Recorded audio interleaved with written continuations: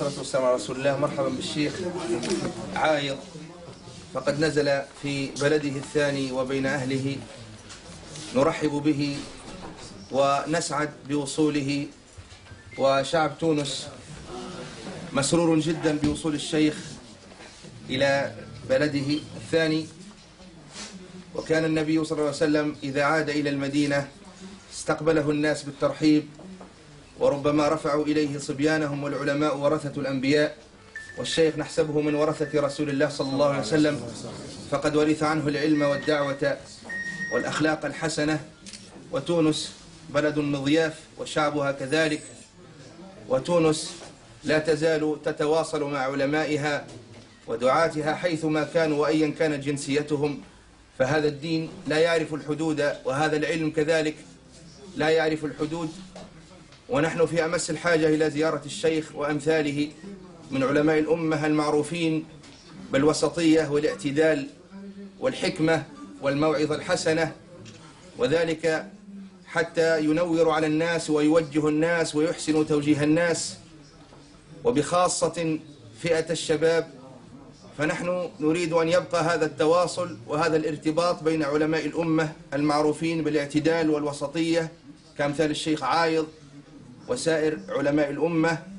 نريد أن يبقى هذا التواصل بينهم وبين شبابنا حتى نجنب الشباب كل مظاهر التطرف والغلو، وحتى يضع الشباب على الجادة. فمرحبا بالشيخ في بلده وبين أهله مرة أخرى. ونشكر كذلك الإخوة العاملين في السفارة التونسية هناك في المملكة على تيسير الحصول على التأشيرة، كما نشكر الشيخ اللوز وهو عضو المجلس التأسيسي، ونشكر الإخوة القائمين في السفارة السعودية في تونس وكافة الذين كانوا سببا في مجيء شيخنا وحبيبنا وعالمنا. بارك الله فيكم. الحمد لله. كلمة مختصرة. الحمد لله والصلاة والسلام على رسول الله وعلى آله وصحبه ومن والاه. سلام الله عليكم ورحمته وبركاته. أنا جئت كل شوق وإخواني من طلبة العلم ومعنا رجال الأعمال لتونس الخضراء. كنت أمني نفسي من سنوات وجعلها ربي حقا هذا اليوم. حملنا الشوق لناتي بخطاب المحبة والمودة كما قال الشيخ بشير. أتينا لكل التونسيين بالسلام ودين المحبة والتسامح والألفة والاعتدال والوسطية.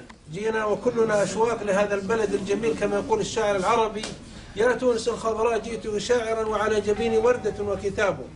أتينا وكلنا شوق، ولو اتسع المقال كنت ألقيت قصيدتي، لكن لها مجال الليلة في الأمسية هي 30 بيتا، شيء من التعبير.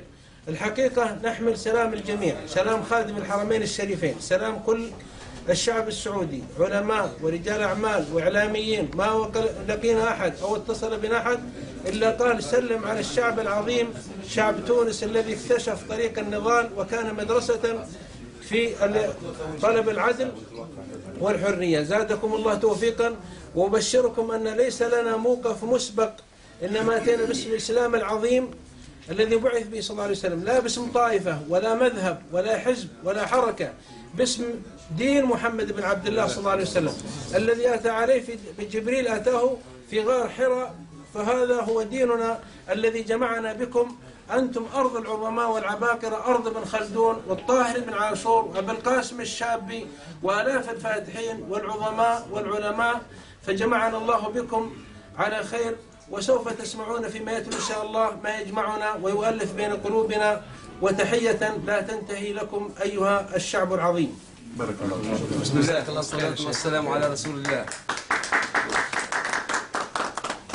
بسم الله والصلاة والسلام على رسول الله.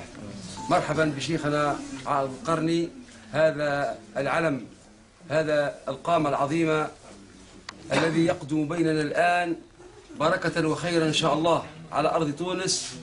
تونس إن شاء الله التي تتفتح لكل أبناء الأمة، بل تتفتح لكل أبناء الإنسانية. تونس لكنها تفتحها على رجال العلم وأهل التقى والهدى والصلاح والصفاء، هو تفتح مخصوص طبعا ولا شك. نحن نقول دائما لمن يعترض على زيارة العلماء إلى تونس: تونس تفتحت الجميع، فما بالك أن تتفتح لأبنائها، وما بالك أن تتفتح للعلماء الذين ألهمهم الله وأرشدهم أن يكونوا منارات للعلم وللتفتح وللعقل وللصدق ولتخليص الأمة مما كانت تعاني فيه من استلاب حضاري ومن تصحر حضاري. اليوم تنفتح تونس. تونس قبل الثورة ما كانت تقبل مثل هؤلاء الرجال، ما كانت تقبل إلا المطربة الفلانية والراقصة الفلانية، لكن الآن الحمد لله تونس تعود إلى معدنها الأصيل. ولذلك ترحب بهذا الشيخ الجليل، وترحب بكل وفده الكريم، وترحب بكل من ساهم في هذه الزيارة، وترحب بالعلماء الذين هبوا لاستقبال هذا الشيخ مثل الشيخ بالحسن. رب إن شاء الله يبارك لنا جميعا، ورب إن شاء الله يقوينا ووحد أمتنا، وإن شاء الله لن يكون من هذا إلا الخير. هذا التفتح وهذا العلم لتونس إن شاء الله هو خير محض إن شاء الله. مرحبا بك. هي مناسبة هي كلمة يعني متواضعة. الله يخليك. بسم الله الرحمن الرحيم. الحمد لله رب العالمين، والصلاة والسلام على أشرف المرسلين وعلى آله وأصحابه أجمعين. هي في الحقيقة شكر موصول إلى جمعية الفرقان التي وجهت الدعوة إلى فضيلة الشيخ الدكتور عائض القرني حفظه الله، ونحن في هذا الإطار نطلب ونريد ونرجو من الله سبحانه وتعالى أن تتكاتف هذه الجهود، وأن نتعاور في هذه الزيارات، بمثل هذه الزيارات بين المملكة وبين تونس، بين جميع البلدان الشقيقة، من أجل رأب الصدع، من أجل جمع الشمل، من أجل التأليف بين قلوب المؤمنين، من أجل رص الصف، من أجل أن نكون كالبنيان المرصوص يشد بعضه بعضا. ونسأل الله عز وجل لنا جميعا ولكم التوفيق. وهذا فأل حسن دكتور عائض، فأل حسن مجيئكم إلى تونس دكتور عائض، ونرجو الله سبحانه وتعالى لكم التوفيق، ونرجو الله عز وجل أن يجري الخير على أيديكم وعلى أيدي بقية الإخوة، ونرجو الله عز وجل التوفيق لهذه البلاد.